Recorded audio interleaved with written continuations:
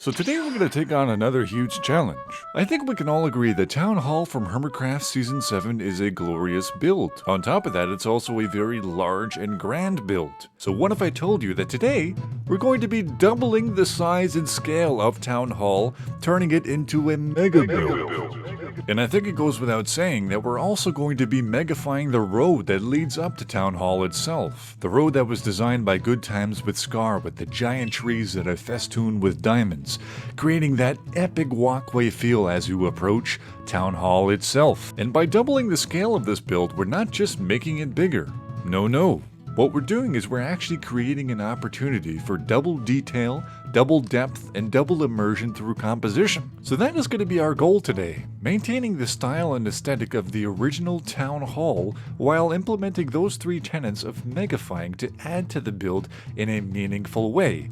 And you're going to want to stay tuned towards the end of the video because this build turns out to be absolutely amazing, and I do a tour of the interior of the Town Hall and everything else I do in this video as well. And as my very handsome character model is scuttling around there, making a giant platform in the exact same location as Scar, Bdubs, and Grian did as the foundation for their original Town Hall, I just wanted to mention that, according to my analytics, my only subscriber is Sonic the Hedgehog trapped in a speedrun loop. But every time he gets to the Ender Dragon, it's just Alec Baldwin's character from the live-action Cat in the Hat just calmly watching television. So please, subscribe, and if this video gets like 7K likes, Sonic will learn how to avoid Alec Baldwin's one-hit KO mechanic. Thank you so much, and let's start talking about what's going on in the time-lapse here. As you can see, we actually have a foundation that is exactly twice the size of the original Town Hall, and I don't know if you could tell or not, but it's pretty big. She's a big boy. And I'm going to take this time to actually answer a few questions. So a lot of questions are going to be burning in your mind already, and that is, how long did this project take me? Well, it took me about 101 hours to complete the entire Town Hall, the pathway leading up to Town Hall, the interior, all of the landscaping. It was a pretty huge project, not as big as my last video, but fun fact, my last video, which is when I did the interior of Grian's mansion and the exterior, it's actually in this exact same world. So my entire playtime on this world, on this seed, is 243 hours. So I guess you'll be asking, will there be a world download? Not yet. Because I'm quite happy to announce that if this video does pretty well, then I'm actually going to be continuing this project. This will be episode 1, and on episode 2, I will be continuing to megafy the shopping district. It's hard to say whether I'm going to be able to do the entire shopping district in its entirety, but I will try to do at least a very good portion of it. You know, just trying to double down on all of the concepts within the shopping district as a tribute to the hard work that the Hermits have put in this season. So now that that's all said and done, let's talk about what's going on in this time-lapse. As you can see in this point of the time-lapse, I had just finished that doorway style, and I think that looks fantastic, and it has those planters under there. The original build has like a cauldron and just a couple of bushes sticking out, and I wanted to double down on that, really add some green to contrast with, you know, the redness of the bricks and the granite, and I think that looks fantastic. And just so you know, I'm using Silder's enhanced shaders for this time-lapse. That's why you see the sunlight coming in and you see the dynamic shadows, but eventually I do start switching in between Silder shaders and normal vanilla lighting. The vanilla lighting gives you a little more look into the detail and all the little things I do, and then the Silder shaders, I think, it gives you an overall better experience as the viewer. But let me know down below in the comment section which you prefer going forward. And as you can see, this is really coming together. The details are really setting in. I actually have those column decorations in, and those are the ones that I keep. Those are the final decorations. It took me a long time, but it just so happened to be the case that one of the easiest solutions was the best solution, and that is stairs and slabs. That is basically Minecraft building, stairs and slabs. And then I really tried to create that supported balcony look above the arch there. And you know, we're really trying to enhance that curvature. You know, the same curvature that you see in the supported underbelly of the balcony there is also seen in the arch there. You know, we're really trying to copy patterns here and there and emphasize points of interest. And here I am again mimicking that curved pattern above the second row of windows. Those windows, of course, very reminiscent of that lower arch, and they're also within it, the panes within it are alternating between gray panes and light gray panes. And of course, as you can see, we're now transitioning into the modillion, or the bracket, or the trim that's going to go right underneath the front side of the roof. The front side of the roof can also be called the triangular pediment, but I also kind of mess up the trim here, and I stick with it for quite a while, but I change it quite a bit further down the time lapse, and I make it look a lot nicer. But as you can see, we're building up the triangular pediment now, and that is where the clock is going to go. And actually, one of the main reasons why I wanted to double the scale of this build is so I could make a proper clock with 12 digits and, hands and a bell tower. Seriously, like, I did the math and I figured out that you could actually make a full-size clock with all of the digits and the hands and a perfectly shaped bell if you were to double the size of Town Hall. So that's actually one of the first inspirations for me to do this, which is kind of cool, huh? And here I am building out the roof with alternating gray wool and cyan terracotta, which creates that really nice shingle effect. And we're also mapping out the spot for the cupola, or the bell tower, which kind of eventually forms a little bit more of an episoidal form, a little more pointier than the original cupola on the original Town Hall, but I think it works quite well. And there's the final form of the bell that I actually modeled after the Liberty Bell, and as we zoom out there, you can really see what it does for the build. It really just pops there. Don't that look nice? I think that looks awesome. And as we build in the indented wings of this build, which really fills it out and makes it look a lot more proportional, what we're also doing is we're adding a gradient from unpolished granite up into brick. And you can see that even from quite a bit of a distance, and it adds a lot more detail. What we don't want to do when we're making a mega build is do micro texturing, which you would do in a player-sized build. In a player-sized build that is built to the perspective of a player, what you want to do is you want to make up for a lack of space by doing micro-texturing. So a brick wall would have a variety of different textures in it, from anything from unpolished granite to polished granite to jungle wood, anything that is within that realm of color spectrum. But in a mega build, you don't want to do that. What you want to focus on is gradients and patternistic texturing, which I'm doing here. Most of the detail that I'm creating is with patterns. And as you can probably tell, we're moving the time-lapse along quite quickly as we're making the sides and the back of this build. Eventually, I do completely detail the back, and it turns out excellently, and I make a really nice park back there, and a really highly detailed cliff. But I wanted to bring attention to the thing that makes this build amazing at the end, and that is the terraforming, the landscaping, the trees, the perspective. All those little things really makes this thing come alive. So as you can see, we're building out the staircase here that goes all the way down to the ground, and pretty soon we're going to start building out this mountain. And initially I tried to emulate exactly how the original stairs looked, which was a single stair transitioning into a landing and then splitting into two stairs. And I did, but then I said, I don't want those abrupt 90-degree angles. We're building a double scale. We're kind of a big deal around here. We're going to get a curved staircase. And that just really set the tone for the rest of the road design and everything else. And of course, we smacked the iconic nether portal right in the armpits of that curvature and started to build out the infrastructure around it. And here I am doing a ridiculous amount of terraforming by hand, creating these really nice rolling hills. I wanted to make the type of hills that all the kids go to in the winter. It's the only hill in town that you could toboggan down or sled down, and that's what I was going for. And the reason why I make them by hand is I find when people do terraforming with the World Edit mod, some people do it great, but it's just really obvious a lot of the time, and I wanted to make it genuine. I don't find it's always super genuine, so I wanted to make the designs by hand. I do copy, a good portion of what I make here to the other side, so, it saved me a lot of time, but it was all designed by hand by me, so I'm pretty proud of that, and I think it turned out quite nice. And here we are establishing and emulating the road design that GoodTimesWithScar designed for this build. And we're also adding those potted plants right there, right between the nether portal and the road, which creates a little more depth. And Scar said something really interesting about the flower beds that he put all the way along this road. And that is that he based it on Roller Coaster Tycoon 2, which was one of my favorite games growing up. And once he said that, I was like, oh my god! So I was like, I gotta really do this justice, because I remember spamming those flower beds all over my theme parks in that game.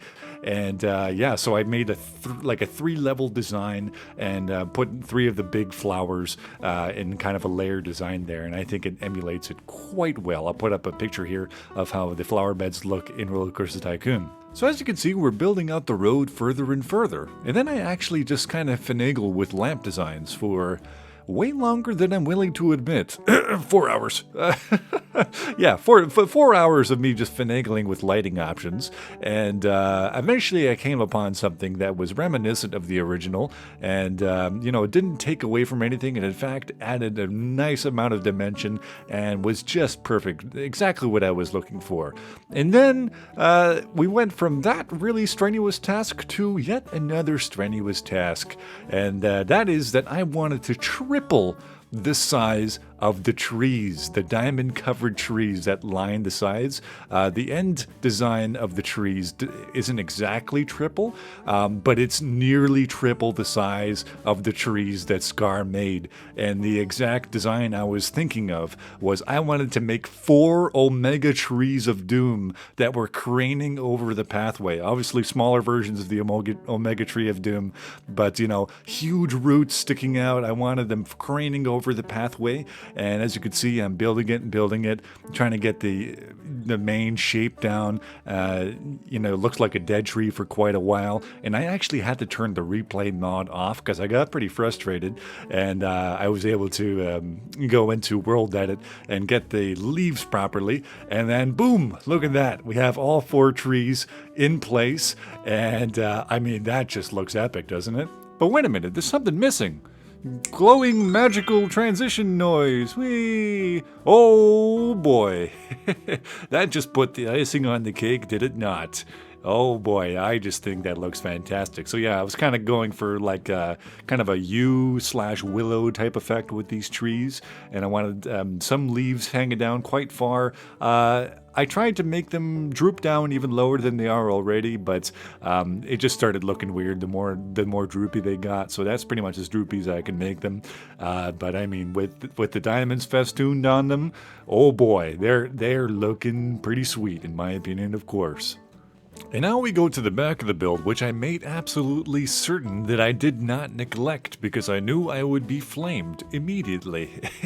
So I really had to channel my inner GoodTimesWithScar here, because of course he was the one that made the cliffside here. I really wanted to make like an ocean eroded type capped cliff of sorts with like vines hanging down. And for that I used coarse dirt, cobblestone, regular stone, gravel, light gray concrete, andesite stone. I really wanted to mix up the variety of blocks that I used. You know, just in general, I wanted to take it a few steps further than it's really feasible to do in survival, because again, I am in creative, so I really took the liberty there, and I just really thought about the shapes, thought about the ledges that I kind of chiseled in, you know, like really looked at a lot of different mountains like this, you know, mountains that at one point had the water level at the very shoreline, and then after a while the water descended down, so you have that eroded you know, appearance to it. And very slowly here you see it coming together, and I smatter in all kinds of greenery. And once I started smattering in those pathway blocks, the pathway blocks really just richened up the texture, richened up the color, made it come alive, and I was able to just do some of the best terraforming that I have ever done, in my opinion.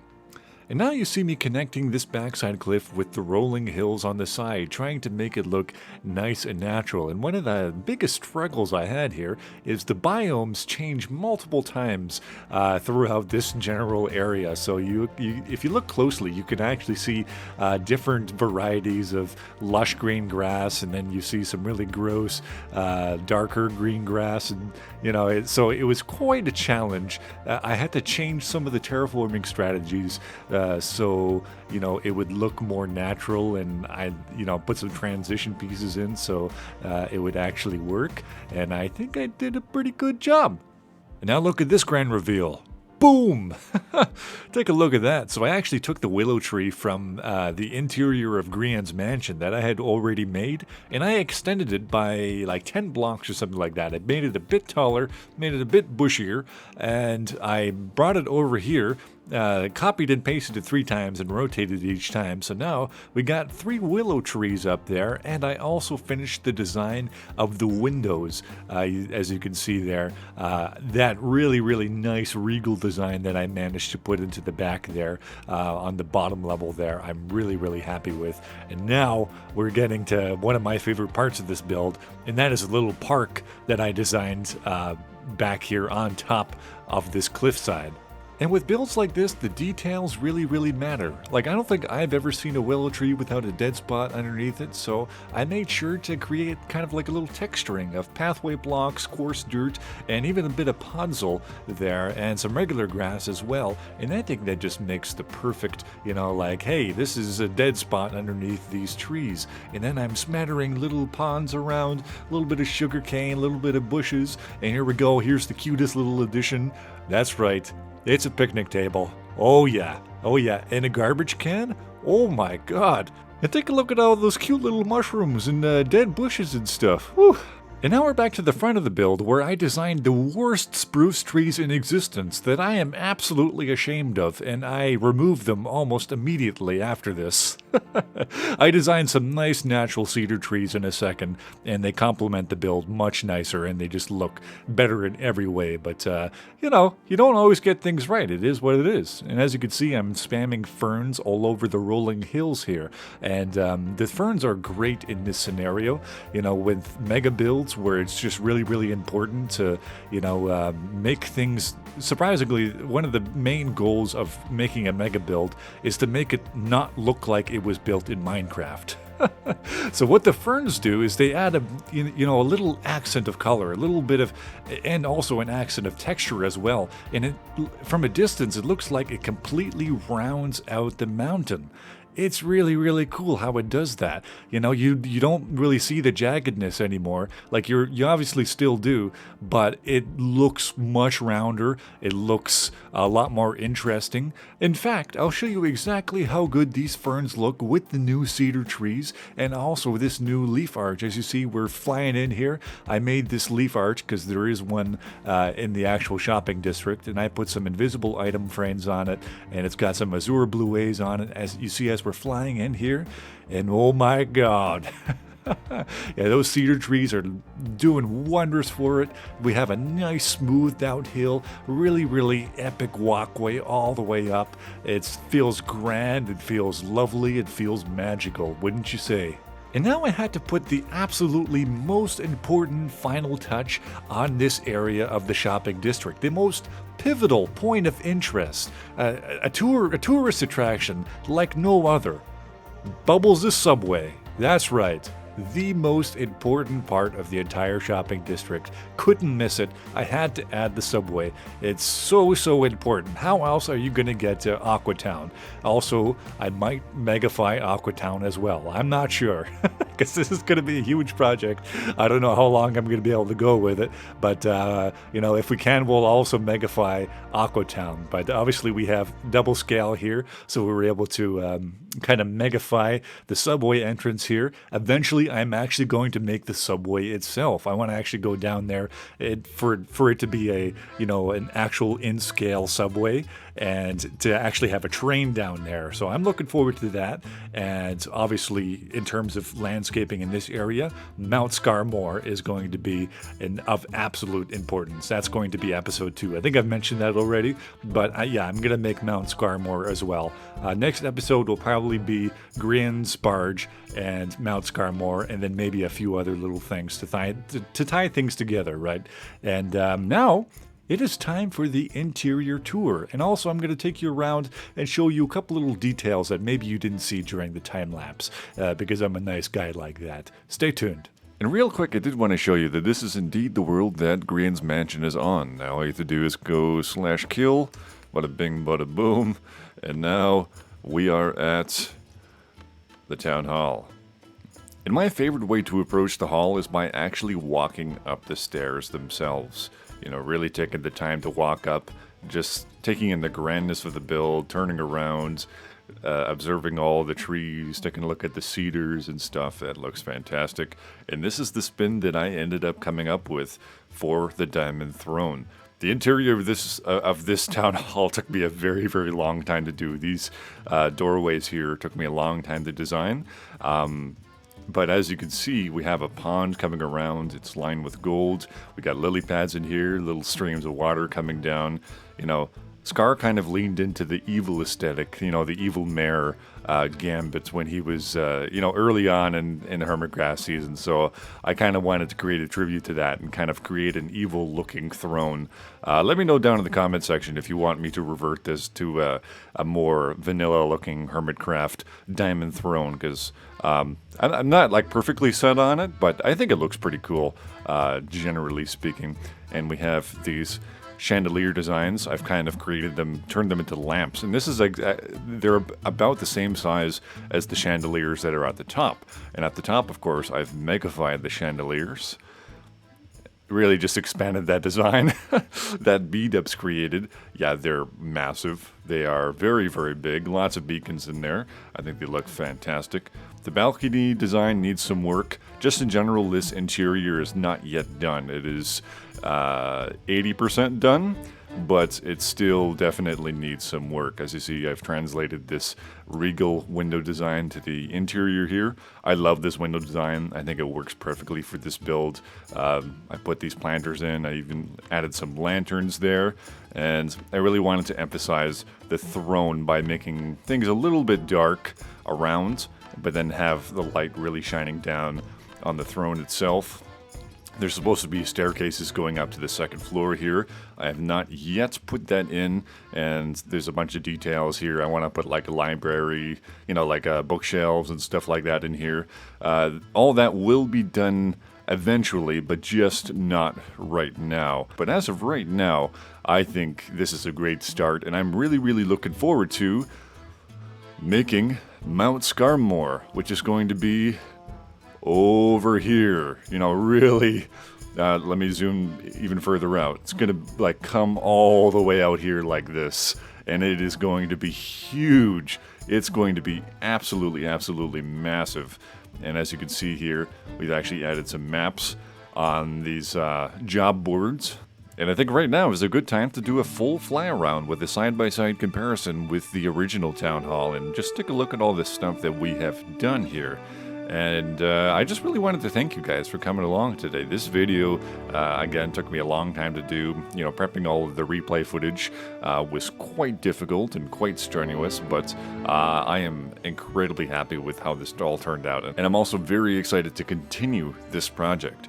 After this video, I'm going to come up with probably another video that is not within this series, but I'm going to be working on the barge and Mount Scarmore and a couple of other things while I create that video as kind of a deload there. So I'm really, really excited for that. Thank you so much for coming along, guys, and have a wonderful, wonderful day.